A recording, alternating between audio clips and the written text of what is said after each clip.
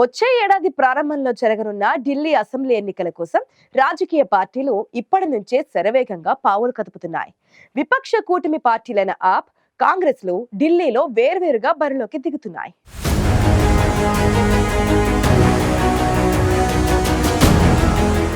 Delhi assembly ఎన్నికలకు ప్రధాన రాజకీయ పార్టీలు సన్నద్ధమవుతున్నాయి.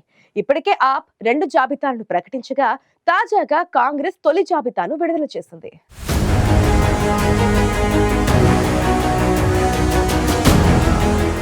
వచ్చే ఏడాది ప్రారంభంలో జరగనున్న ఢిల్లీ అసెంబ్లీ ఎన్నికల్లో విపక్ష కూటమిలోని పార్టీలు వేరువేరుగానే పోటీ చేస్తున్నాయి. ఓవైపు ఆప్, మరోవైపు కాంగ్రెస్ పార్టీలు ఢిల్లీ అసెంబ్లీ ఎన్నికల్లో సత్తా చాటేందుకు వ్యూహాత్మక అడుగులు వేస్తున్నాయి. ఇప్పటికే అసెంబ్లీ ఎన్నికల అభ్యర్థుల 2వ జాబితాను కూడా ఆప్ విడుదల చేసింది. మరోవైపు కాంగ్రెస్ కూడా తొలి జాబితాను విడుదల చేసి తగ్గేదేలే అంటోంది. కాంగ్రెస్ తొలి జాబితాలో 21 మంది అభ్యర్థుల పేర్లను ప్రకటించింది. కాంగ్రెస్ నగర విభాగం చీఫ్ దేవేందర్ యాదవ్ బాద్లీ నియోజకవర్గం నుంచి, మాజీ ఎంపీ సందీప్ దీక్షిత్ న్యూఢిల్లీ నుంచి పోటీ చేయనున్నట్లు పేర్కొన్నారు.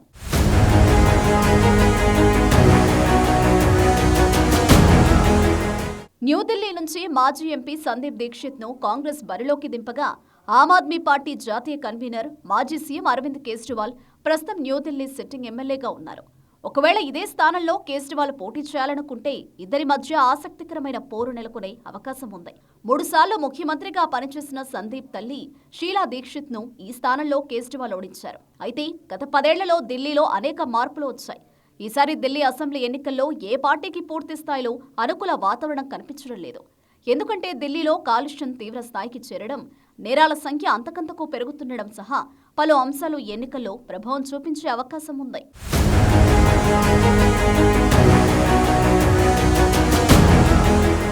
విపక్ష కూటమిలోని ఆప్, కాంగ్రెస్ సహా ఇతర పార్టీలు ఢిల్లీ అసెంబ్లీ ఎన్నికల్లో ఒంటరిగా బరిలోకి దిగుతుండటంతో ఈసారి పోరు ఆసక్తికరంగా మారింది. లోక్సభ ఎన్నికల్లో ఆప్, కాంగ్రెస్ కలిసి పోటీ చేసినప్పటికీ సత్తా చాటలేకపోయాయి. దీంతో అసెంబ్లీ ఎన్నికల్లో వేరువేరుగా బరిలోకి దిగుతున్నాయి. అయితే లోక్సభ ఎన్నికలు, అసెంబ్లీ ఎన్నికలు దేనికవే భిన్నమైనవి. ఎందుకంటే లోక్సభ ఎన్నికల్లో ఆప్ సత్తా చాటకపోయినప్పటికీ అసెంబ్లీ ఎన్నికల్లో ఆప్ చాలా ప్రభావం చూపించగలదు. గత కొన్నేళ్లుగా ఢిల్లీలో కాంగ్రెస్ గ్రాఫ్ తగ్గిపోతుంది. దీంతో ఈసారి మాత్రం ఖచ్చితంగా వీలనన్ని ఎక్కువ సీట్లను కైవసం చేసుకోవాలని కాంగ్రెస్ పార్టీ భావిస్తోంది.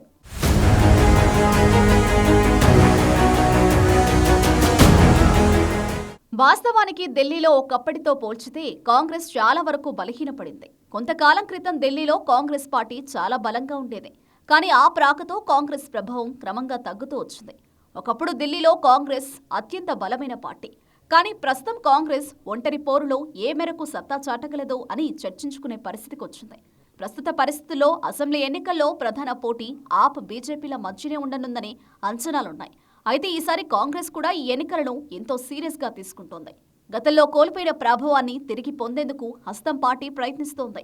అందుకే అసెంబ్లీ ఎన్నికలకు కొన్ని నెలల సమయం ఉన్నప్పటికీ కాంగ్రెస్ ఇప్పటి నుంచే దూకుడును పెంచింది.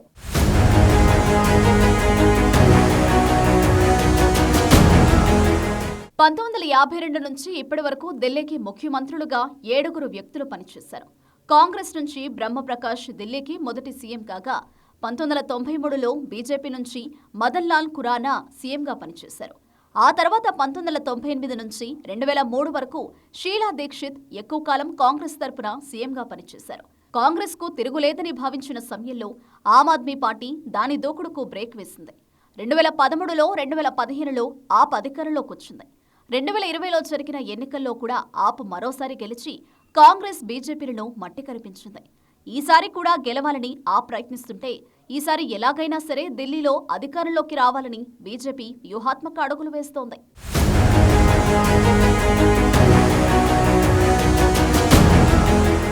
ఢిల్లీ అసెంబ్లీ ఎన్నికల్లో కాంగ్రెస్ పార్టీ ఈసారి ఏ మేరకు ప్రభావం చూపుతుందనేది ఆసక్తికరంగా మారింది.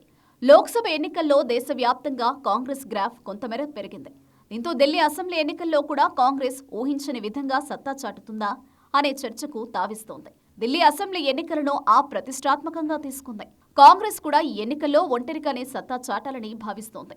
మరోవైపు ఈసారి ఎలాగైనా సరే ఢిల్లీలో అధికారంలోకి రావాలని భావిస్తున్న కమలనాథులు సరికొత్త వ్యూహాలతో సన్నద్ధమవుతున్నారు. మొత్తంగా ఢిల్లీ అసెంబ్లీ ఎన్నికల్లో ఒంటరిగానే సత్తా చాటేందుకు ప్రధాన పార్టీలు సన్నద్ధమవుతుండటంతో ఈసారి ఎవరి సత్తా ఏంటనేది తెలియనుంది.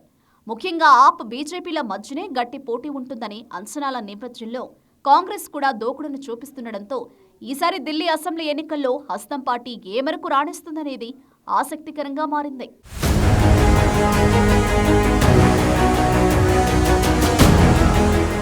ఒకప్పుడు ఢిల్లీలో చాలా బలంగా ఉన్న కాంగ్రెస్ గత కొంతకాలంగా బలహీనపడుతూ వస్తోంది. కానీ ఈ ఎన్నికల్లో తిరిగి పుంజుకునేందుకు హస్తం పార్టీ సర్వశక్తులు ఒడ్డుతోంది. ఢిల్లీలో పూర్వ వైభవం కోసం కాంగ్రెస్ పార్టీ చేసే ప్రయత్నం ఏ మేరకు ఫలిస్తుందనేది చూడాలి.